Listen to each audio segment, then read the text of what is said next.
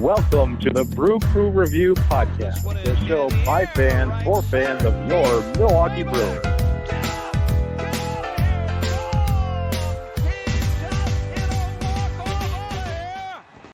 All right, Brewer fans, welcome to another Brew Crew Review Podcast.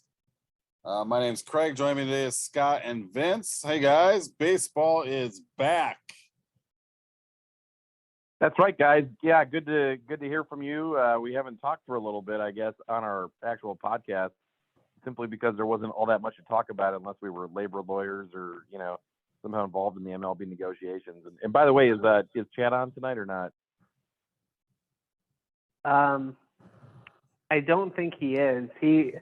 I think he said something about he's one of those people that might potentially boycott the game for a year, so it's possible he might not be on this podcast for another year. We'll see, though. A lot of people say that. Not sure if they'll actually hold to it. Once the season starts, it's hard to stay away. But we'll see. Okay, fair enough. Yeah, I think he's still locked out of reality, so I'll check in at some point. But no, obviously, baseball fans knew that this CBA negotiations were coming. We knew they weren't going to be pleasant, I guess, and that's kind of how it played out. Unfortunately, it did cost. Ultimately, it did cost the first week of the season and opening day at AmFam Field. Unfortunately, sorry, Brewer fans, but I think that they are going to play a 162 game schedule, make up some of those games. So one of those caveats, I know that the first 6 games at home games were wiped out. So I think that there might be some actual double headers and 9-inning double headers at that coming to Miller Park sometime this season. So that's kind of cool. But beyond that, just so ecstatic to actually have these guys hit the field again. We're doing this taping on Friday, March 11th, and spring training will be starting up here this Sunday on the 13th. Our players are reporting. Games and spring training will be starting already on the 17th on St. Patty's Day, and we're gonna have opening day already on April 7th, I believe. It's a Thursday again, and the Brewers are gonna open on the road against the Cubs. So anyway, yeah, it's exciting. The players are excited to get on the field. The fans are excited to have them back. So I guess just the first thing I guess we'll probably talk about is just about not too many of the details of agreement, because there are a lot of them, but I guess I'll just a general question as far as what are you the most happy about with the agreement, and is there anything that you're either surprised or disappointed about with the final agreement between the Players Association and, of course, Major League Baseball owners?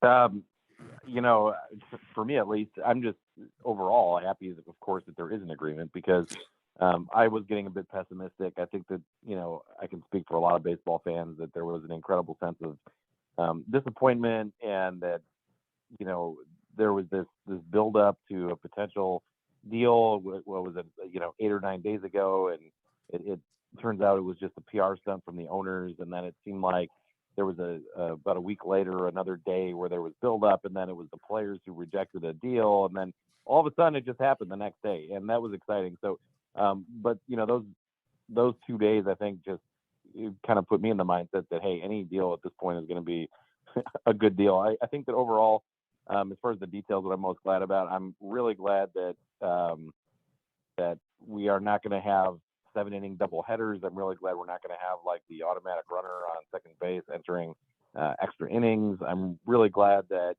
I shouldn't say I'm really glad that there's 12 playoff teams, but I'm glad that there's not 14 teams that are going to make the playoffs. I wish it was about 4 less, maybe even more than that. But anyways, I'm glad it didn't expand to 14 playoff teams.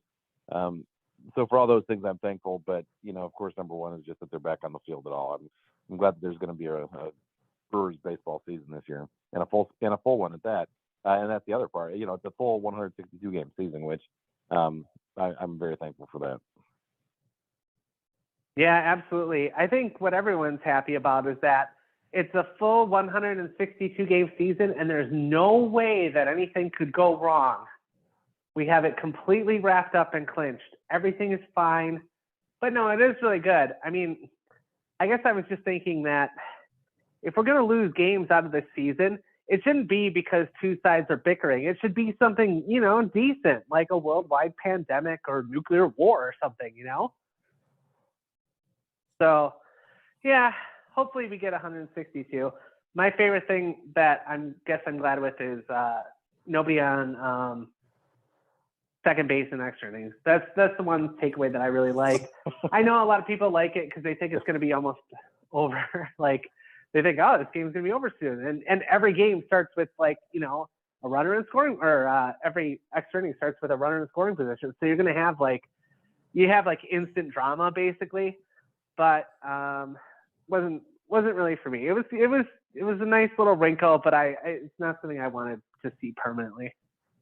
Well, I always love the fact that in baseball you always had to earn your way on. I mean, even if it was a fielder making a mistake and you reach on an error, that's one thing. But there had to be a reason why you were on base, and to just arbitrarily award somebody a base, let alone a base in scoring position, to me, just it never made sense. I never understood how it had anything to do with the pandemic, quite frankly, either. I mean, they claimed it was to get off the field sooner. I don't know that you're going to get COVID by sticking around for 5 minutes less or whatever it turned out to be on the average game time, as opposed to playing at all. But yeah, I mean, I'm just glad it's not a permanent thing. I think that would have kind of put a damper on this whole labor agreement for me. I still would have been glad just that we were back on the field, but I'm really happy that is one of the things that left, and that there's no pitch clock this year too. I'm pretty glad about that.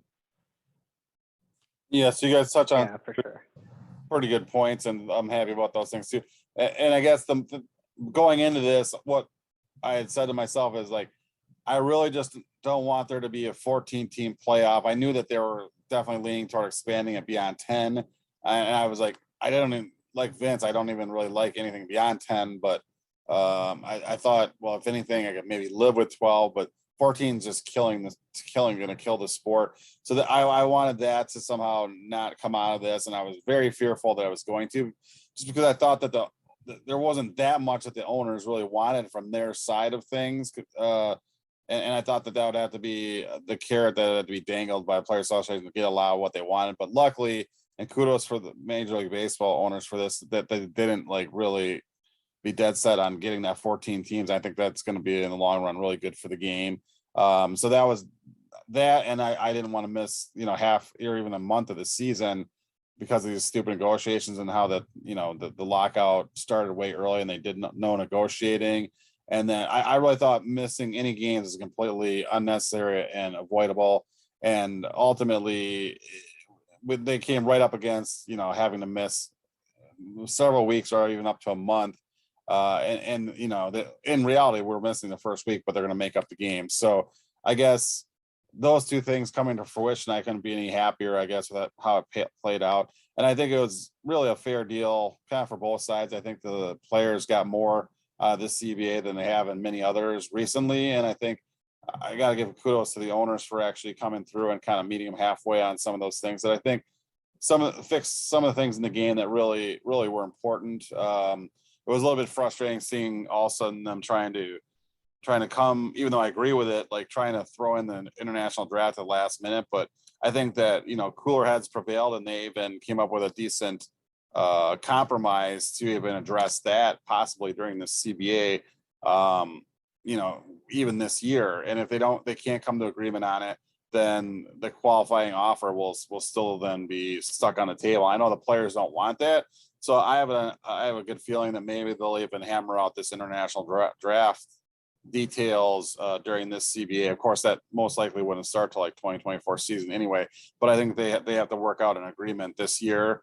So yeah, I think all this could be. Yeah, and oh, sorry, Craig, I didn't mean to cut you off. Yeah, no, go ahead. I was going to say it's exciting that I think that in years past, especially for those of us that were around in the 90s and part of the that fan base that was so disappointed in 1994 when the strike cost us the World Series.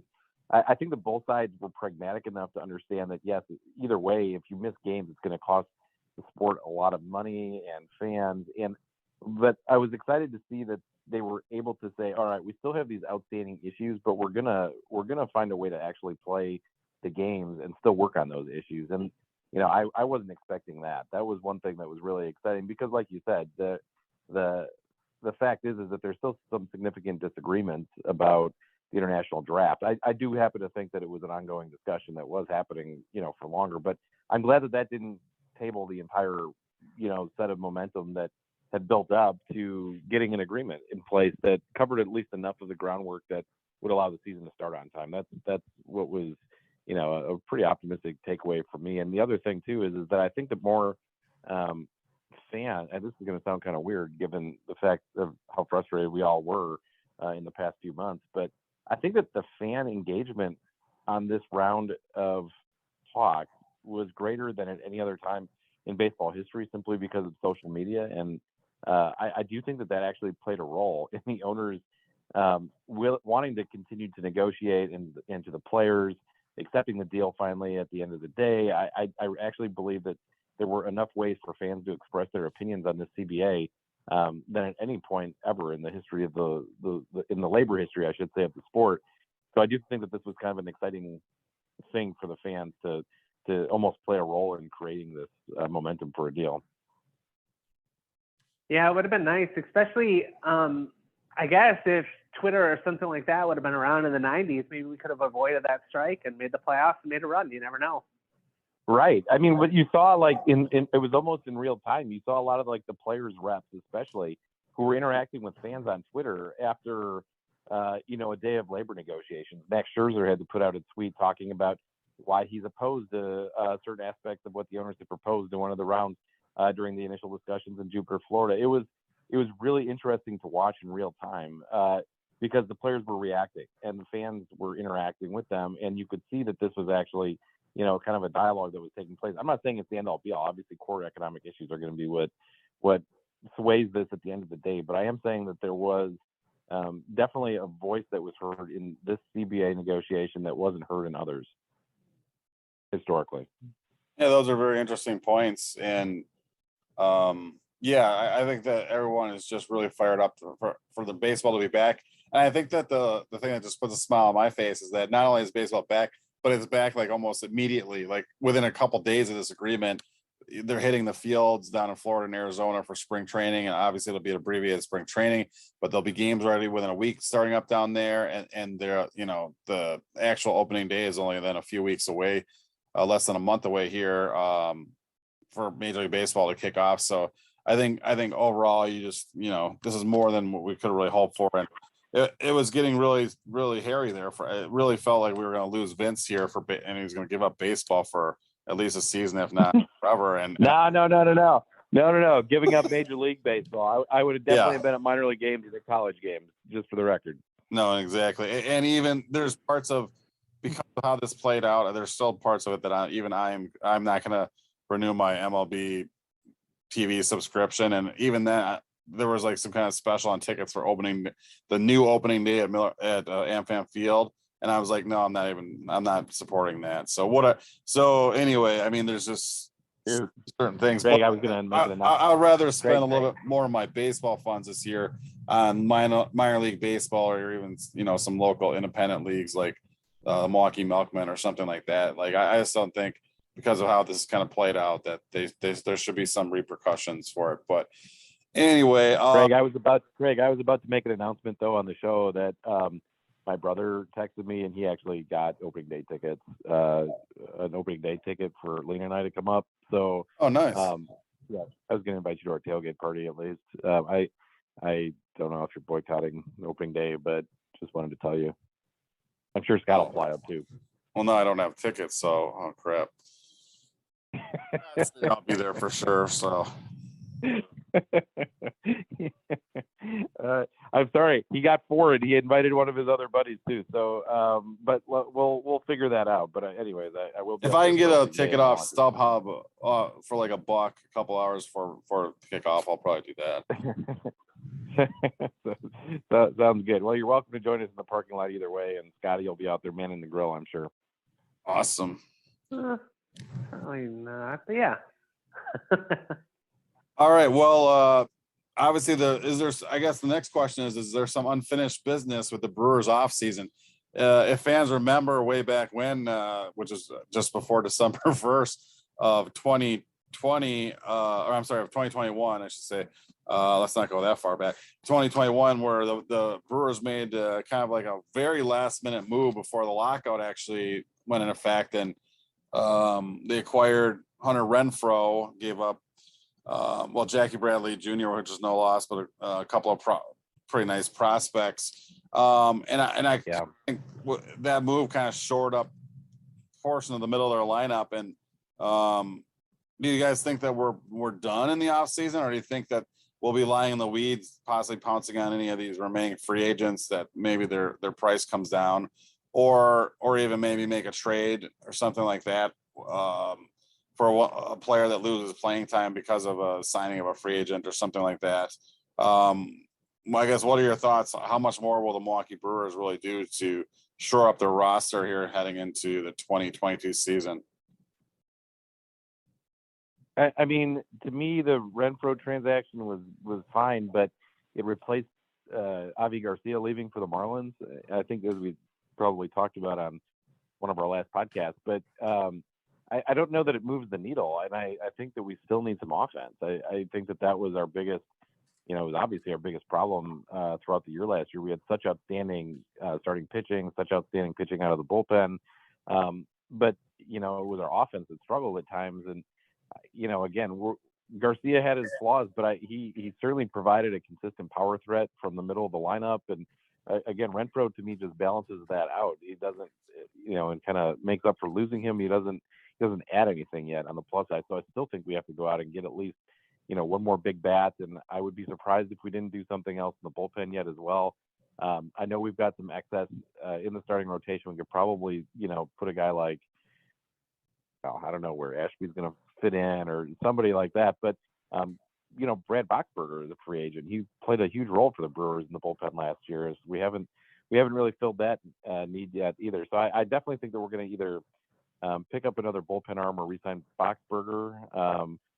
Hunter Strickland is a free agent as well. He played a pretty big role for us. So we're certainly going to have to kind of fill that need. And I still think we need a big bat.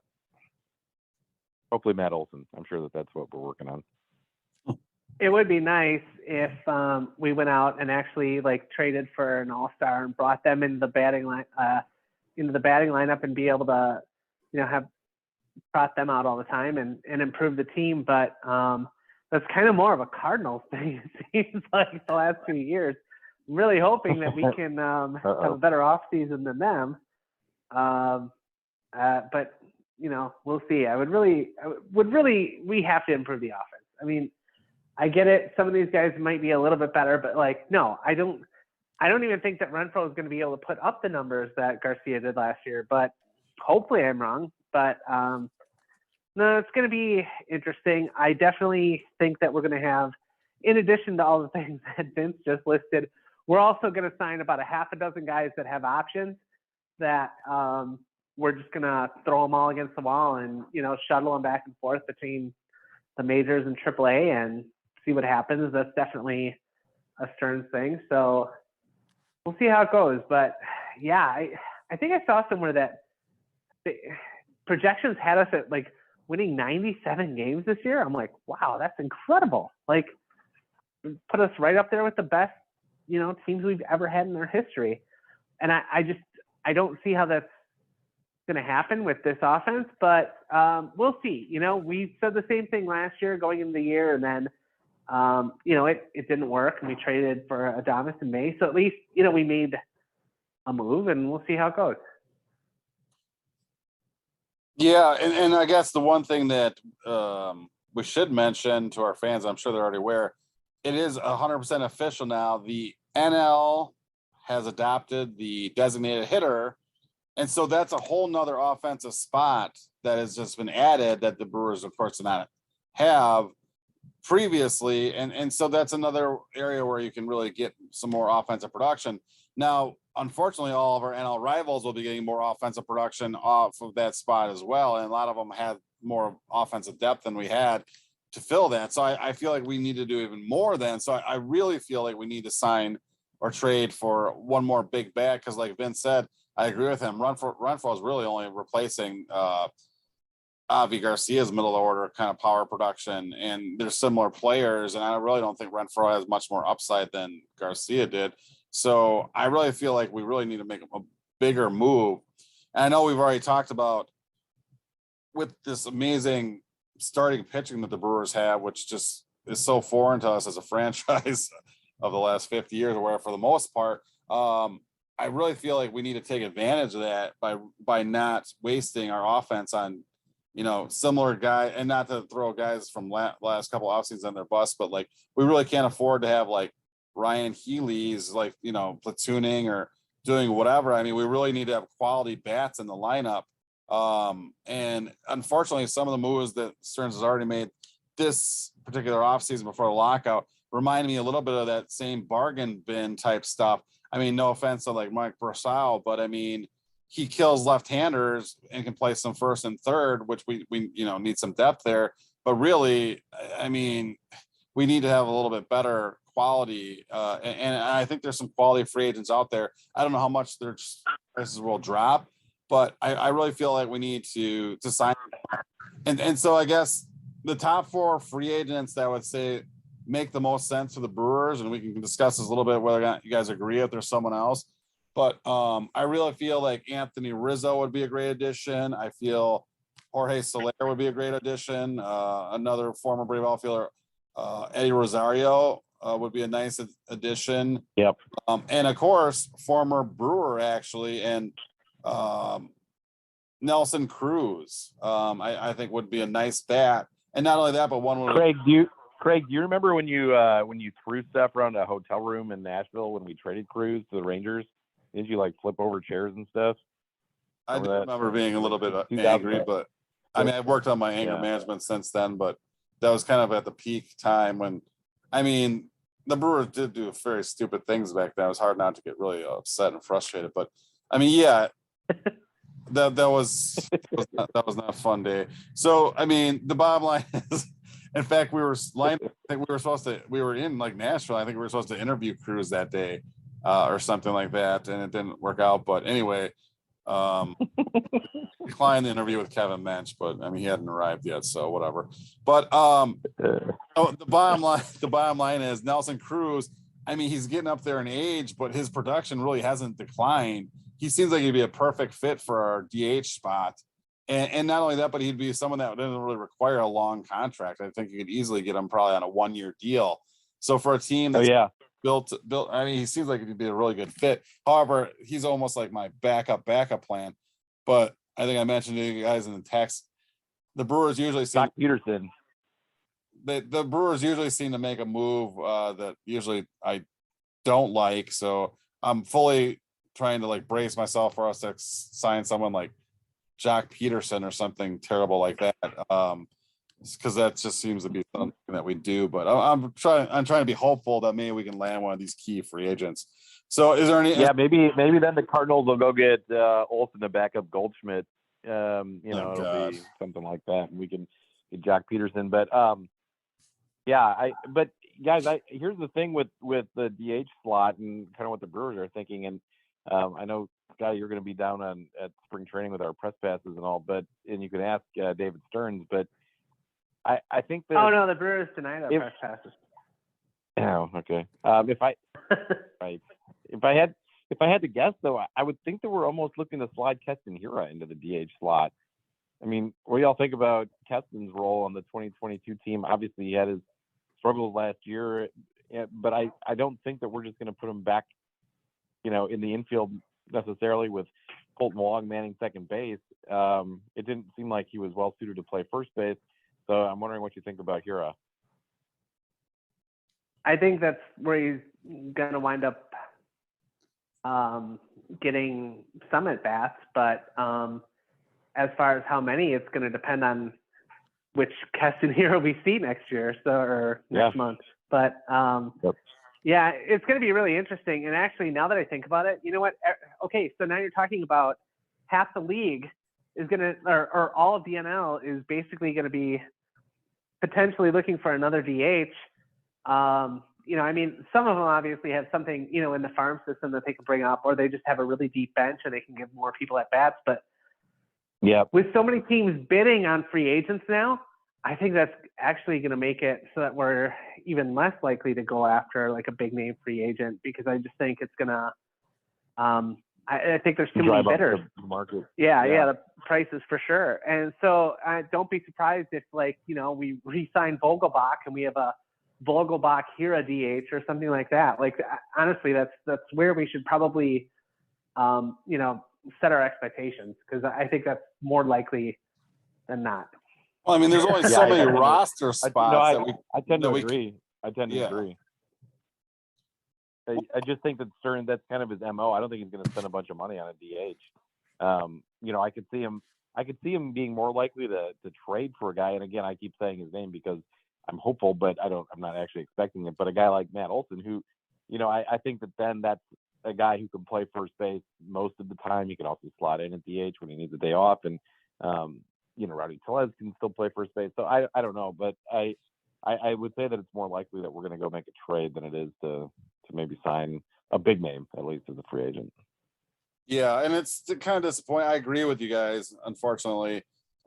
Just because even those four names I mentioned, I feel like we should be able to afford one of them, but they'll probably be just out of our reach, so to speak. And so, unfortunately, back to Vince's point, I think Keston Hiura will be earmarked with some DH at bats. And I think the Brewers ultimately, if they can envision who would be our DH in 2023, it'd be a fully recharged and reinvigorated Keston Hiura, who used 2022 to prove himself to be once again a quality major league bat.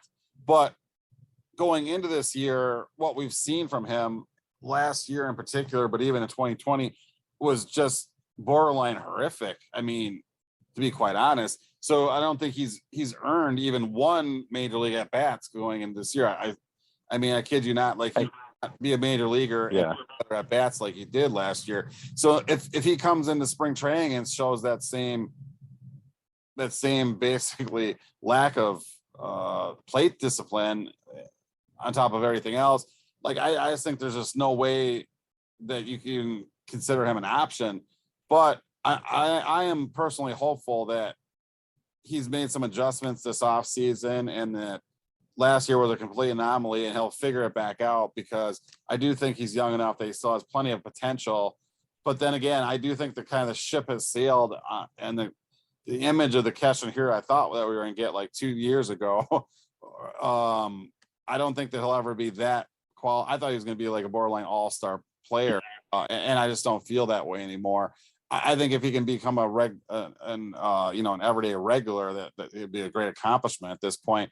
So I guess we'll see. I hope I'm wrong and he's still an all-star or something like that. But Craig, I disagree a little bit with you, because I think that Keston has proven with his track record as a high school hitter, a college hitter, and through the minor leagues, he can hit. And I think that he was on a great trajectory in 2019. I think that 2020 was an aberration for a lot of guys because of the weird COVID year. I mean, it was, 60 games, and I think he had an injury that made him miss a chunk of that. And he wasn't like god awful. It was just, he had a down year. And, last year, a couple of things happened. The Brewers switched him to a new position at the beginning of the year. I don't know how many young players are going to easily adapt to that. And, I think just on a personal note, it's worth remembering that his mom was diagnosed with, I think, stage 4 cancer. And I believe that she's since recovered. But I think that just given his track record, I think that we can afford to cut him a little bit of slack with his age and his, and again, with his past performance at other levels. I think that, he at least deserves to have a look. And I'm not saying he's going to be an all-star this year, but I am saying that, if you would have said, and I think we all did say at the time, if you would have said Corbin Burns, should be analyzed just on the numbers that he put up his first, 2 years in the big leagues, we'd probably be kicking ourselves for releasing him, the Cy Young Award winner, today. So I just think we should, stick with Keston a little bit longer. Well, no, I totally agree with that. But go ahead, Scott. No, I guess for me anyway, Keston here is going to have to play his way back in the lineup. And by play his way in, I mean he's going to have to hit, because it's not going to happen with the glove. But having said that, I don't want him to, let's let him DH or platoon him or whatever and give him some at-bats in the big league level. Like, I actually think that he's going to have to prove himself a little bit in spring training and maybe even a little bit in AAA before he earns those at-bats back because, frankly, I can't have 200 at-bats going to another sub-200 hitter. Like, we're going to be a contender. We don't have time to F around. So we're going to have to do something. I do agree with that, Scotty. I agree with that too. All I'm saying is like, let's not count him out of being in that mix, I guess is kind of where I think he will be in the mix. I think that is in their organizational plans. I think they believe in him. It's just that if you're a Brewer fan and watch most of Keston Hiura's major league at bats last year, it just did not pass.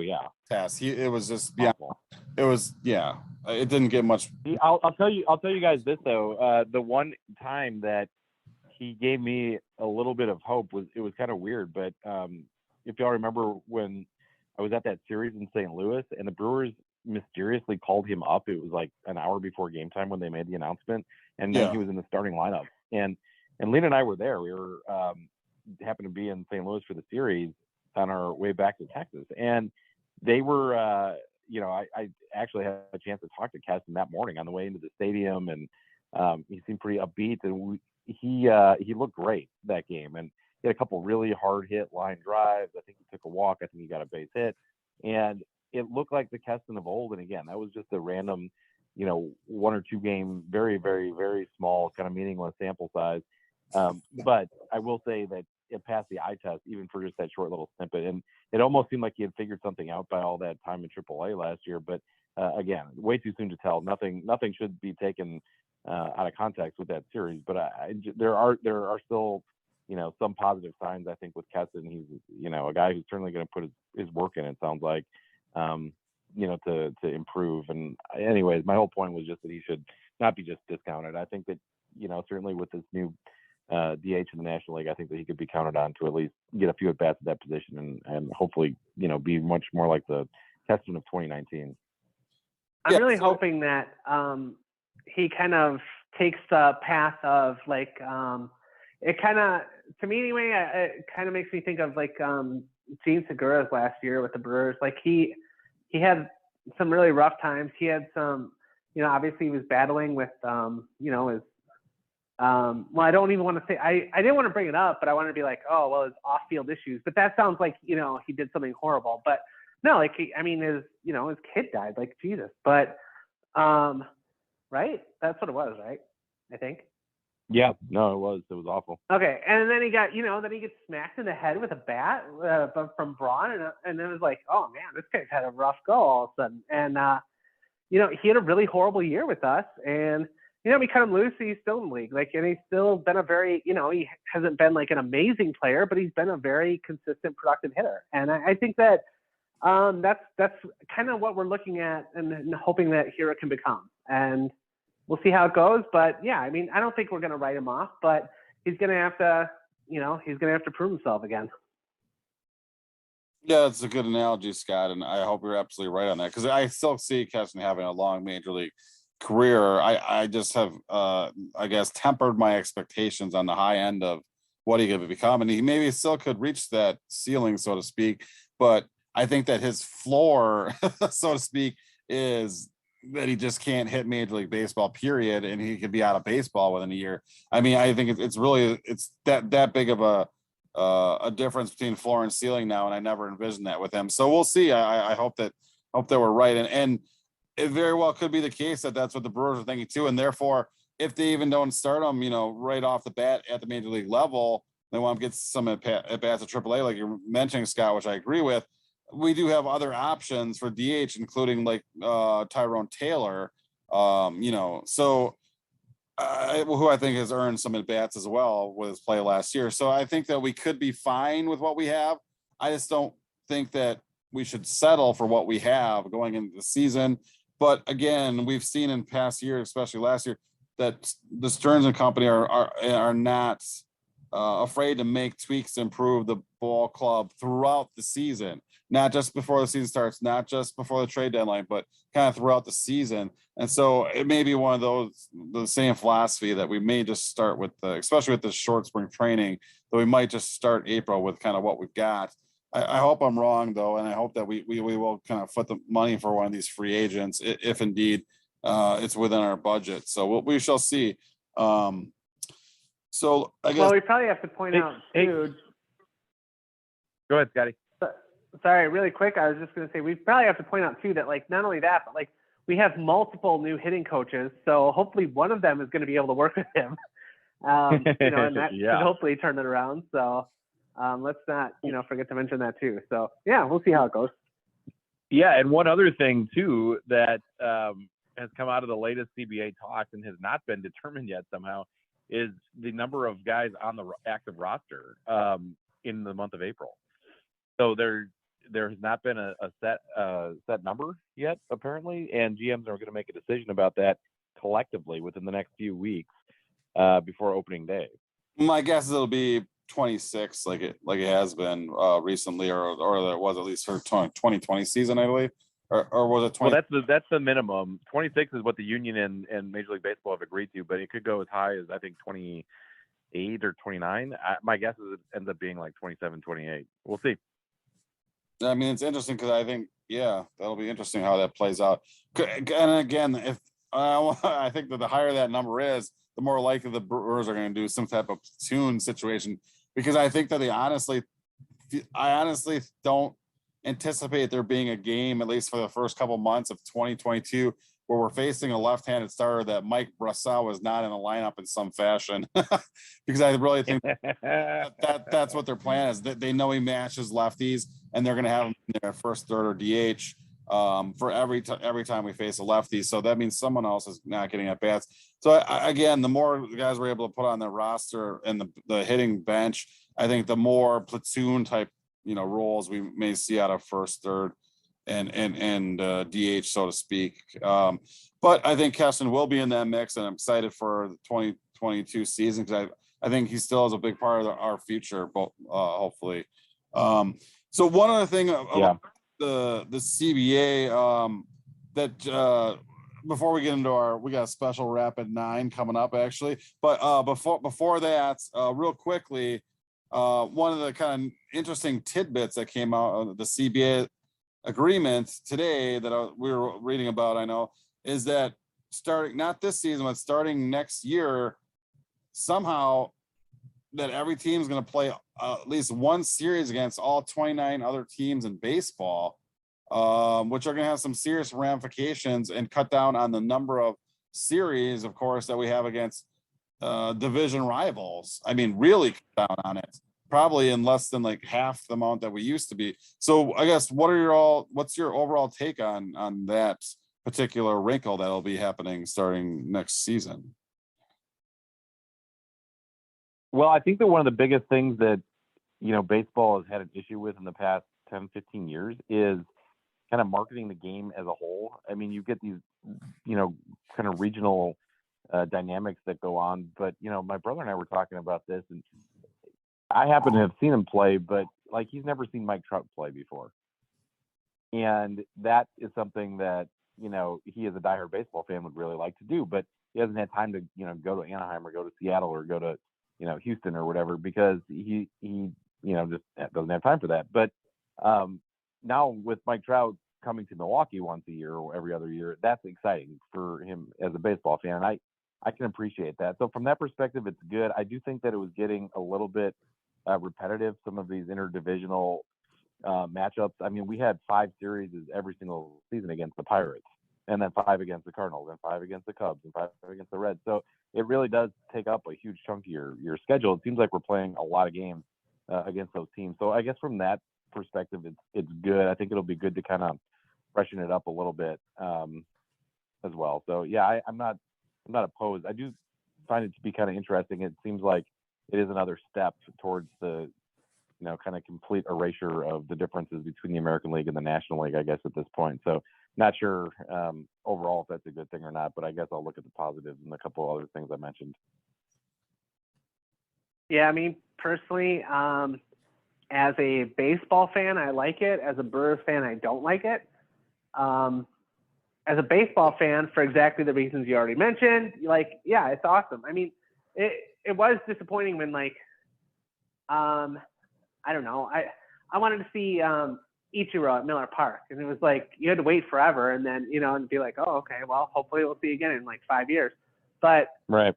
So something like that isn't going to happen anymore for the most part. So that is definitely a good thing, I think. But the things that I'm worried about are, one, as a Brewers fan,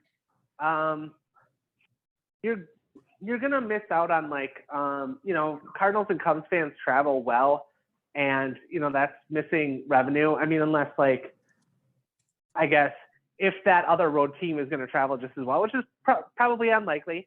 I mean, it's nice that we'll get like some of the bigger East and West Coast like AL teams and stuff like over here. That'll be kind of cool. But I don't know. I think the part I'm a little worried about is it's going to potentially dilute some of those border wars a little bit. Or I think divisional rivalries would be just fine. You don't necessarily have to play a team, 20 times a year to be able to have a rivalry. Like they're already in your division, like there's a rivalry. But I guess the only other part I'm a little worried about is it's gonna potentially like kind of dilute. I don't know. How am I gonna word this? Come back to me. I'm just gonna finish that thought. I think the point you're trying to make, Scott, is that the NL, or I mean, the Central, has some weaker teams in it, like the Pirates, Reds, and now the Cubs or whatever. And I think with the Brewers not being able to play like was it 9 to 12 games each against those teams every year, and instead now they'll be playing 3 to 6 or something like that against those teams each year, then I think that will be a little bit of disadvantage in the wild card race, so to speak, or even. No, man, it's like 15 to 20 games though right now. I mean, you play at least 2 home series, 2 away series, and then there's another series that flips back and forth each year between home and away for interdivisional rivals. It does. I do agree that it seems like too much, but let's just do the math here for a second. 29 teams, and you're going to play each one of those every year. That's at least 3 games against those teams, most likely. So 3 times 29 is 100. I think they're going to wind up doing it every other year. I think. It's in the 80s. But it does. 87. If every team is doing that does equal out then, right? I mean, so for the most part, because you're still going to play the Pirates home and away for sure. You're still going to play the Cardinals home and away, but you're also going to play the Orioles, and you're also going to play Kansas City. You're going to play other teams that are also having down year, and of course that changes too. I mean, yes, the Pirates have been bad for a long time, but you could look at most franchises and say that at some point in the last 10 to 15 years they've had good teams. I mean, so certainly that does change, and you're going to find that some years it's going to be beneficial to play Pittsburgh, and other years maybe Pittsburgh is good and you don't want to play them as many times, and instead you'd rather play. Oh, well, sorry. Okay, bad example, but but you'd rather, but seriously, but you'd rather play like San Diego or something like that. Changes. Yeah, but like San Diego was a pushover for how many years? 9 of the last 10 years until last season they became good again. And so I find that it does fluctuate a bit. Even the Brewers, I mean, we were not a good franchise for some of our years in the past, and now we are. So I think that's going to be something that kind of evens itself out a little bit. No, and now the Brewers were always great. The Brewers were always a great team. It just so happens that some years maybe 30, 25 teams are better than us. That's all. Yeah, well, sometimes you start a little slow. And I like Vince's point that everyone's gonna all the kids from all the cities will get to see all their favorite players. You don't have to wait 5 years to see Mike Trout or whatever. And all those little kids, those 8-year-old little boys in I guess Los Angeles and New York won't have to wait so long to see superstars like Corbin Burns and Christian Yelich. Yeah. So well, for real, there are a lot of teams that would love to do that. And you guys remember what it was cool when because I just know this because we were all there. But when the Yankees came into Miller Park and we got to see A-Rod, it is what was it 400th career home run, and Randy Johnson pitch a game. To me, that was really cool. Just as a baseball fan, I really did enjoy that. Yeah, you got to interview Joe Torre on our show, and we half interviewed Hideki Matsui. That was a full interview. I mean, I know that the Japanese media still talked about Chad's appearance in the media scrum from Tokyo and Osaka, but I thought that it was excellent. I don't know. I can't remember who he said his favorite host was, but I think he said it was you. He liked your hair, I think he said. I'm pretty sure. At least that's what I think Vince was his favorite host. I think. Oh, it could have been. It could have been me, but yeah, I'm sure that Hideki loves Scott, and I think that Hideki still talks to our anonymous source Tom Carter at times, so we can ask him. Ask Tom. If you guys remember that interview, and you honestly, you'll have to dig to find it because I think it's pretty well hidden now. But I think it's possible that the reason why he didn't pick me as his favorite host is because I think that some of Chad's questions may have gotten a little bit lost in translation. But it's hard to say. But I think if people saw the interview, they would probably agree. I agree, Scott. And offhand, I just want to tie up the loose end here. So, do you guys know how to say anonymous source in Japanese, or did we translate that out? I can't remember. I think it's or how do you say the Tom Carter? Tom Carter's son. T. Carter's source. T. It's Carter's son. Either I think it's Mas or Kampai. I think it's TC Tom C.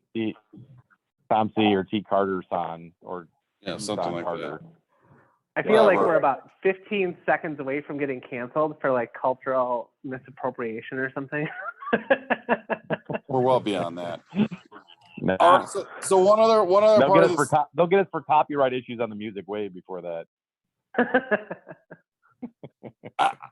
I guess I was really excited to learn with this final CBA agreement for just pertaining to this season that they would play the 162 games, and even though they've canceled the whole first week, obviously they did that because there'd be a battle whether or not the players would want to get paid in full anyway. So the owners are like, well, let's just make them play the full season.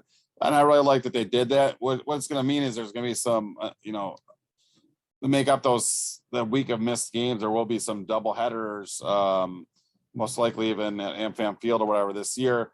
And I guess I should point out that the 7-inning double headers are now history. They will be 9 Thank God. headers, which is pretty awesome.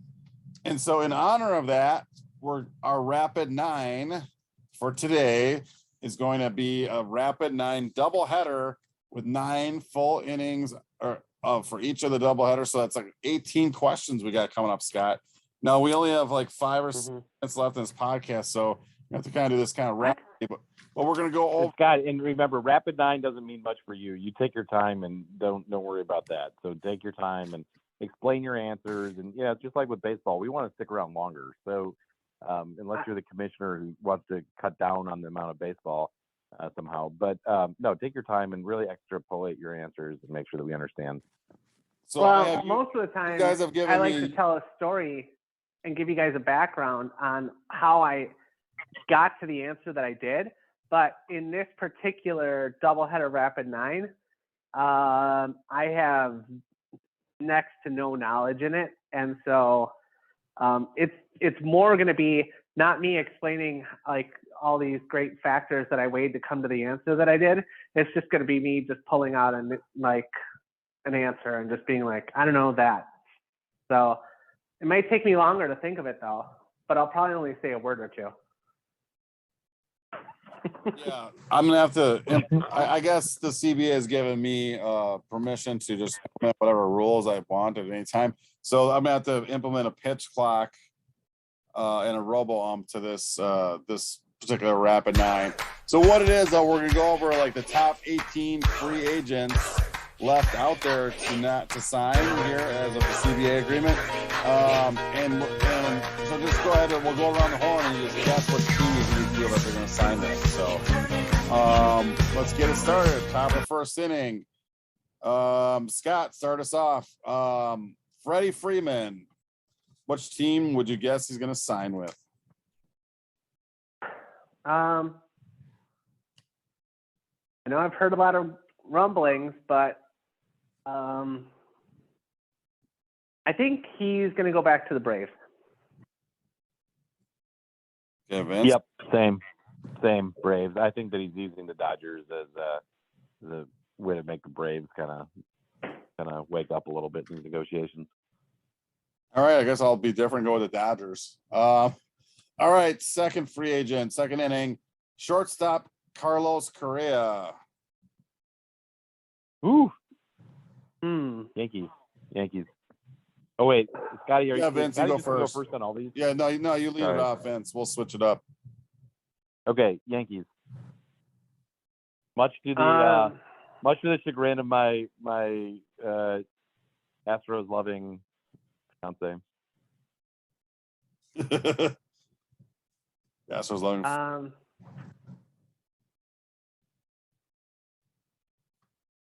I'll say Tigers. I'll say Astros just for Lena. All right, third inning. I'll lead this one off. Left-handed pitcher Carlos Rodon. I'm gonna go with Brewers. I really feel like we could use an arm like that.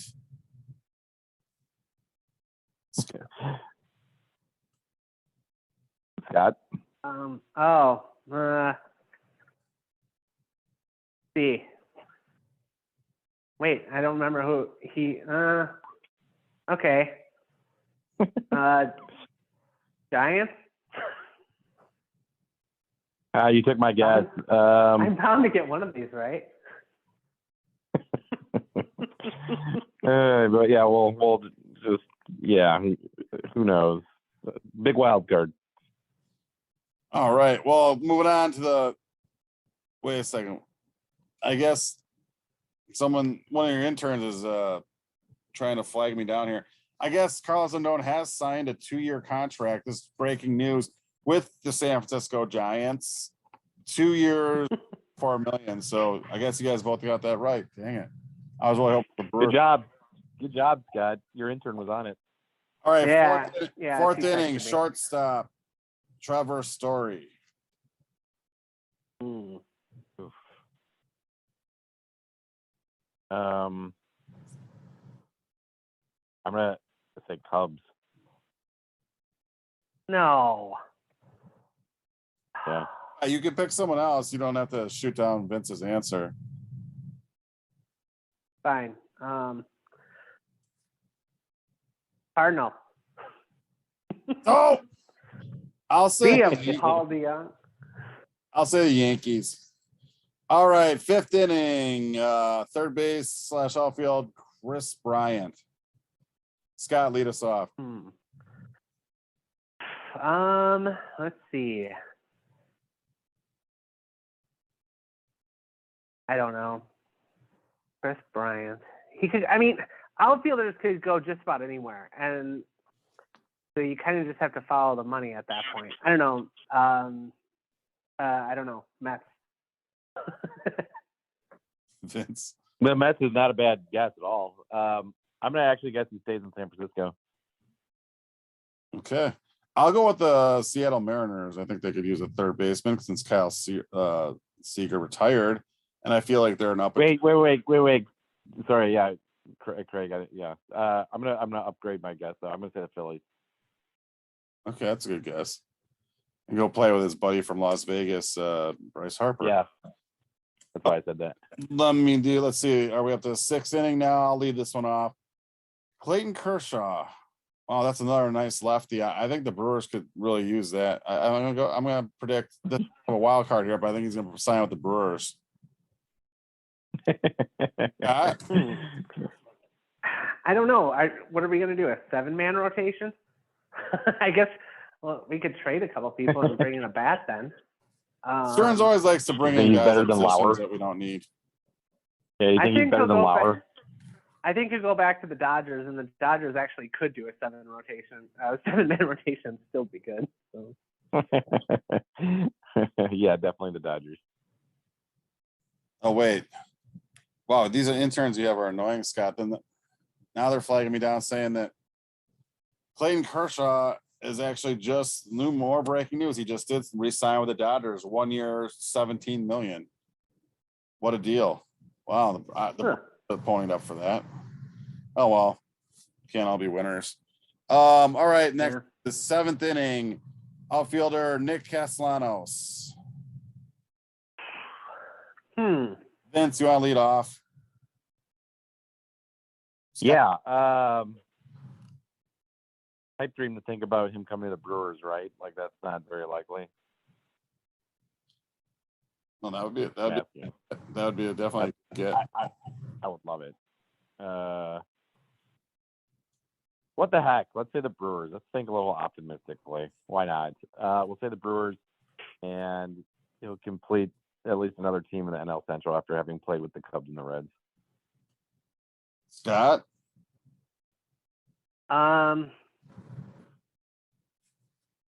Yankees. I mean, he might. So are you just gonna say Yankees for everyone, so you get a couple right? I should just say Yankees for every one of them. I'll probably get 4 right. I'll go completely out of left field here and just say the Arizona Diamondbacks, who shouldn't be interesting. Who shouldn't be spending that much money, but whatever. All right. Interesting. 8th inning. Oh, here we go. Zach Greinke. Scott? Houston. No, Scotty, did you see those comments he made about Houston last week? Nope. He did not make many friends here. I thought that we discussed this in our pre-production meeting.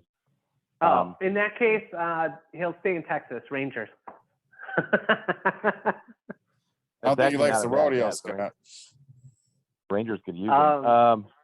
Rangers could use a couple arms. I'll say the Angels. He did pitch for the Angels in the past. I'll just go again, just totally random. I'll go Twins because they need rotation help. All right, 9th inning. Again, we're playing doubleheader here. 9-inning doubleheader.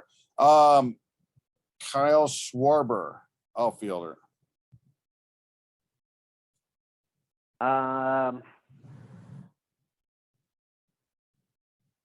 Cubs traded him. I think he wouldn't mind coming back, but I don't necessarily think they will pay him to come back. Mariners. Vince? The Phillies. Okay. I haven't guessed the Phillies yet, and they're always good for at least one stupid signing. I'm going to go with the Rockies. Yep. I think the Red Sox fans really love them, but I think he's going to go with the Rockies. All right, 10th inning. Another similar left-handed hitting outfielder with power, Michael Conforto. Vince, you want to lead off? Rockies. Oh, man. I'm going to say Rockies. Now I got to switch to a new one. But You that's can only also because say, you can say Rockies, Scott. It's fine. Fine. I'll say Rockies. Too. I'll say Marlins. All right, I'll lead off the 11th inning. All right, this will be international signing. Supposedly still coming over from Japan.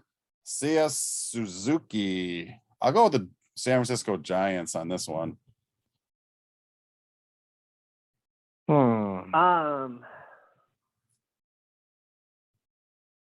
I mean, wait. He's coming from overseas? Yeah. Yes, Scott. Mariners. Good guess. That's why I stayed on the West I'm going to go with Coast. the Mariners as well. I'm going to go with the Mariners too. Good guess. All right. 12th inning. All right, here we go. DH, or I guess, yeah, DH is the only thing you can play at this point. Nelson Cruz.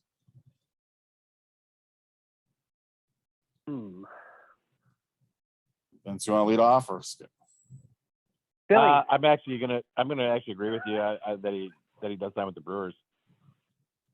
No, I'll say Philly. Yeah, I'm gonna say Brewers on this one. I kind of feel like they're a really good fit, but we'll see. I guess he's gonna have to want to sign with us. So hopefully we trade him right before we disrespected him and trade him for Kevin Mench, but what can you do? All right, 13th inning closer, a relief pitcher, Kenley Jansen. This is a tough one. Because I don't think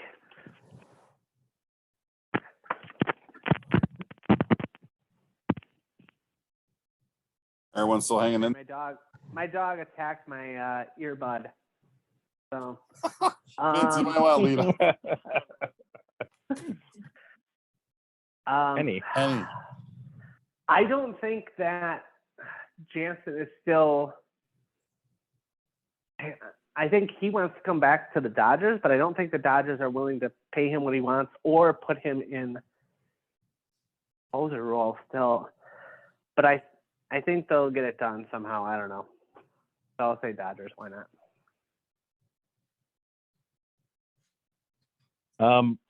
I'll say Nationals. I'll say Dodgers. Nationals is a good guess. All right, 14th inning. Anthony Rizzo, left-handed hitting first baseman. Vince, do you want to lead off that one off? I'll just say Yankees. No, I'm gonna be a little different. I'll say the Rays. Say the Rays. Oh, interesting.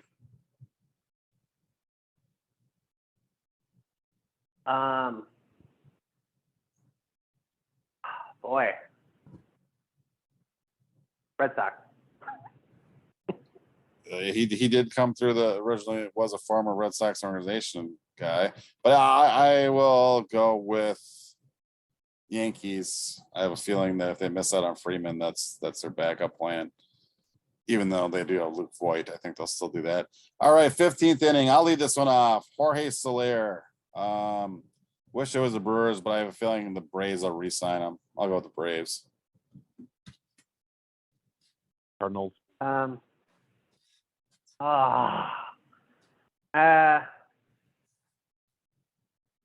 think he'll come back to the Braves also. All right, 16th inning, Eddie Rosario.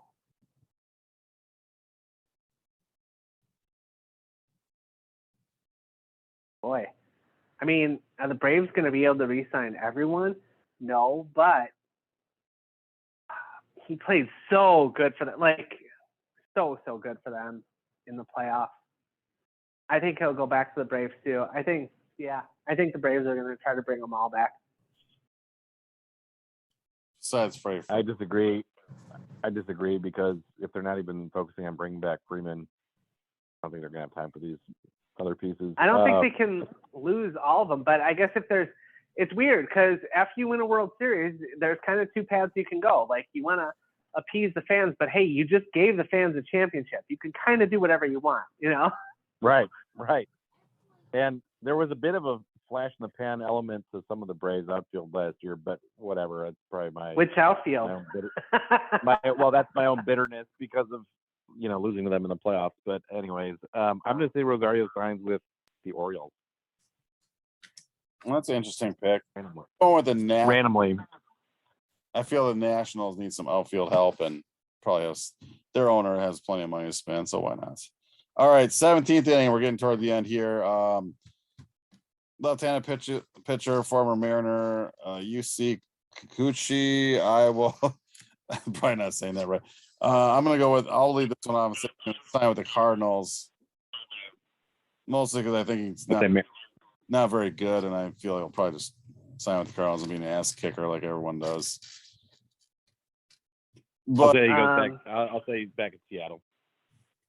Okay. I think he's going to stay on the West Coast. I'll say Angels. Okay. All right.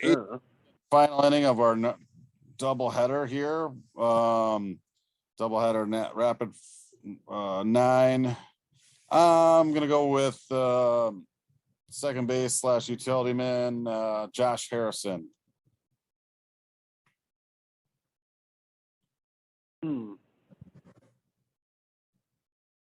Pirates. Detroit. I'll say White Sox. I think they have a hole at second base. So I'll go with the White Sox. I think he'll probably sign to want to start rather than be a utility player. So I'll go with that. And the White Sox, I feel, will be another strong team with very few holes. But anyway, a pretty exciting season, and we'll have some time still for some more podcasts before the start of the actual season. Of course, we always have our season preview where we make some predictions on the season for both the Brewers and for the rest of the league coming up in a couple of weeks. But in the meantime, I really do hope the Brewers aren't completely going to stand pat. I may make some type of move to get us all excited here before the start of the season, but we shall see. So, and super excited. Well, Craig, I know that during our pre-production meeting earlier today, I think it was Scott who came up with the idea of taping now twice a week again. Yeah, that should work. Yeah, we might have Sounds to. Great. I mean, the old format might be interesting. Where we could do like a, recap sort of each series. We could tape at the end of every series maybe, or something weird like that. I don't really know, because then we're still taping Sunday night. But I don't know. Give us a lot of. We'd have to definitely start doing more rapid nines. I know the fans love those. And then I don't know. Between Craig and Brandon, there's we could do prospect profiles again. Yep, I'm all for it. We should do it. Farm system updates and things like that. I don't know. The Brewers haven't been really this good for this long, well, ever.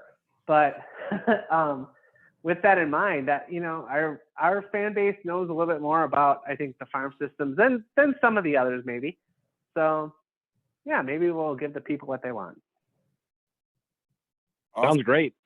And we should definitely talk about our upcoming Brew Crew Review road trip as well at some point. Yeah, those are going to be tough negotiations, but hopefully we can get those kinks worked out. Sounds good, guys. Those are going to be real tough. It sounds good. All right. Wow. Don't forget, thank you for listening, but don't forget to give us a follow on Twitter, Brew Crew Review 1. Send any questions that you have for our show. We will get time to get to those questions at some point soon to Brew Crew Review Podcast with an s@gmail.com. I know that Scott and his interns are actively looking at our email account and getting back to your questions on the air shortly. And not only that, but we're still working, we're in constant communication with our anonymous source, T. Carter. So T. Carter's son. Yeah, I was gonna say, I tried to say T. Carter, but it didn't sound right. No, it's not right. My fault. I'll get it right next time. Yeah. If there is a next time. Oh, and Scott, you may have to relieve these interns of their duties because they should be getting us this information about these signings before we start taping and hearing. But anyway, I'll let you work that out on your end. So in the meantime, I don't know. They should try a little harder, but they haven't had a lot to report on. They got to knock some of the rust off themselves. They haven't been doing anything for months, so now all of a sudden, it's like spring training. A flurry of activity. Yeah. Yeah, exactly. So they'll get there. Don't worry. I got a good feeling about this group of interns. Not like that last group. God, they were awful.